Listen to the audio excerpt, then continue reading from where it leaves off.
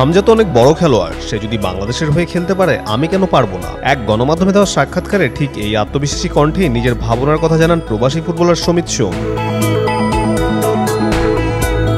বাংলাদেশ জাতীয় দলে প্রবাসীদের যাত্রা শুরু হয়েছিল জামাল ভুঁইয়ার হাত ধরে। এরপর হামজা চৌধুরীর অন্তর্ভুক্তি নতুন এক মাত্রা দিয়েছে দেশের ফুটবলকে। সেই ধারাবাহিকতায় এবার এসেছে কানাডা প্রবাসী সমিত সোম। বর্তমানে জাতীয় দলে প্রবাসী ফুটবলের সংখ্যা দাঁড়িয়েছে 6 জনে।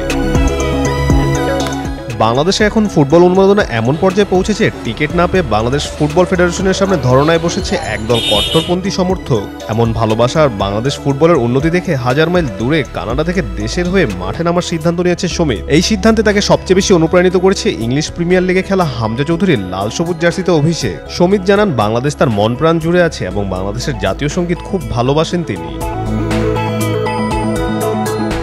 বাংলাদেশ ভুটান ফিফা প্রীতি ম্যাচের দিন সকালে ঢাকায় পৌঁছেছে সমিত সোম। সন্ধ্যায় জাতীয় স্টেডিয়ামে ভুটানের মুখোমুখি হবে জামাল ভুঁইয়ারা। এই ম্যাচেই ঘরের মাঠে অভিষেক হবে ইংল্যান্ডের প্রবাসী হামজা চৌধুরীর। একই সঙ্গে দেখা যাবে ইতালি প্রবাসী ফাহমিদুল ইসলামকেও।